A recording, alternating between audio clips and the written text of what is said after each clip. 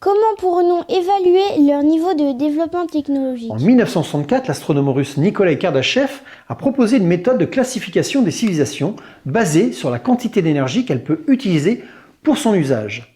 Cette classification a pris pour nom l'échelle de Kardashev. L'échelle est découpée en 3 types principaux.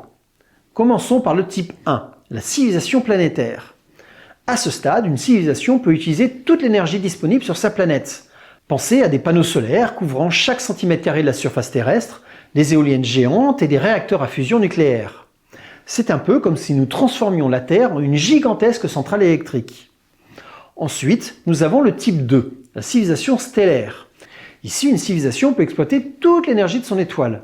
Imaginez ce qu'on appelle une sphère de Dyson, c'est-à-dire une structure massive qui entoure une étoile pour capter toute son énergie. C'est comme si nous construisions un gigantesque collecteur solaire tout autour du Soleil.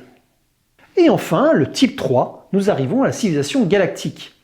À ce stade, une civilisation peut utiliser toute l'énergie de sa galaxie. C'est l'apogée de la maîtrise technologique, où nous pourrions manipuler des trous noirs, créer des trous de verre et même voyager entre les galaxies. Pensez à ce moment-là à l'Empire galactique dans Star Wars, avec ses vaisseaux spatiaux géants et ses armes capables de détruire des planètes entières.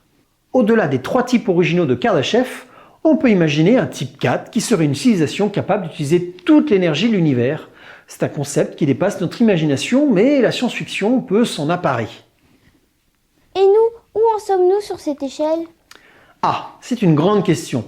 Actuellement, nous sommes quelque part entre le type 0 et le type 1.